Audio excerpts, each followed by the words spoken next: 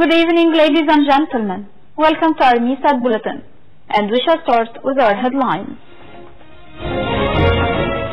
Netanyahu warmly welcomes Philippines' Duterte to Israel. China pledges $60 billion in financing for Africa. And moving on to our details, starting with Baghdad. Iraq's newly elected parliament held its first session on Monday. Caretaker Prime Minister Haider al-Abadi said, "We must focus in the next stage on reconstruction, services and providing jobs. It is the time for economic reforms and expanding our security achievements." From another aspect, the new parliament faces the twin tasks of rebuilding the north of the country following the war against the Islamic State group, while rehabilitating services to the south, where severe water and electricity shortages have fueled protests. It's worth mentioning that lawmakers must now select a parliament speaker before electing a president who will appoint a prime minister to form a government. In Tel Aviv, Israeli Prime Minister Benjamin Netanyahu extended a warm welcome to Philippine President Rodrigo Duterte on Monday at the start of an official visit.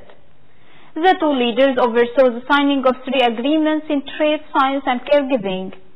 From another perspective, Netanyahu highlighted the country's long friendship, how the Philippines took in Jewish refugees after the Second World War and was the only Asian nation to vote for Israel's establishment. On the other hand, Duterte thanked Israel for hosting some 28,000 Filipino workers and for assisting his country in its times of need. On the other side of the world, the European Union's top diplomats said on Monday that the world is going through a time of chaos and that the 28-nation bloc must work more closely with international partners as the multilateral system comes under threat.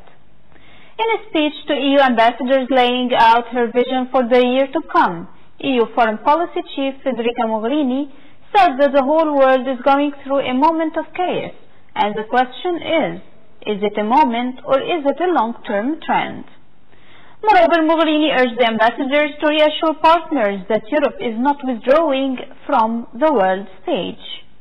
Meanwhile, a huge fire engulfed Brazil's 200-year-old National Museum in Rio de Janeiro, lighting up the night sky with towering flames as firefighters and museum workers raced to save historical relics from the blaze.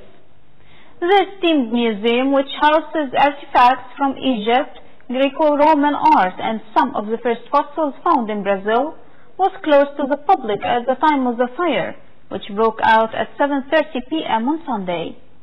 The museum said there were no reports of injuries and it wasn't immediately clear how the fire began.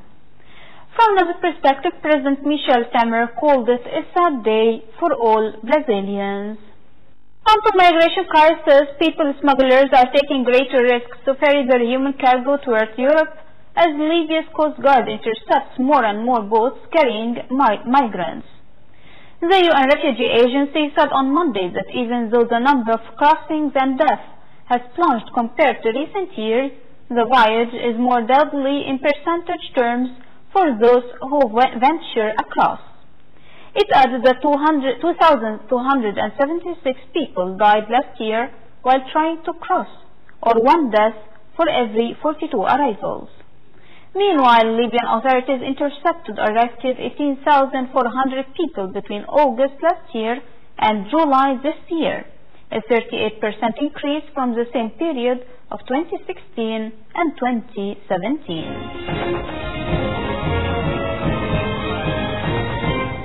I'm going to our economic news. Chinese President Xi Jinping on Monday pledged $60 billion in financing for projects in Africa in the form of assistance, investment and loans as China furthers efforts to link the continent's economic prospects to its own.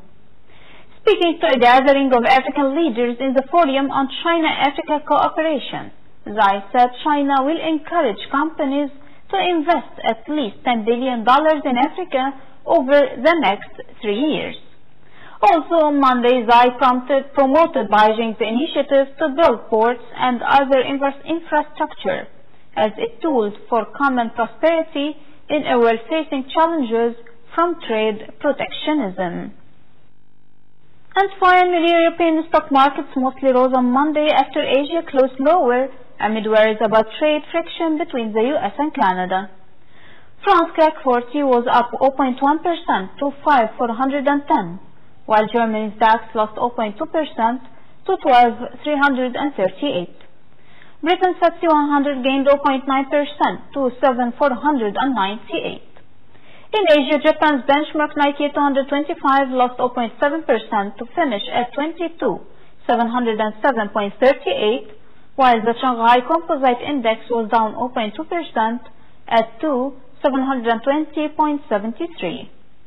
This came as investors had hoped the US and Canada would finish the outlines of the NAFTA Pact after the US and Mexico announced a preliminary agreement. And before ending our news, let's take another look at the most important headlines for today.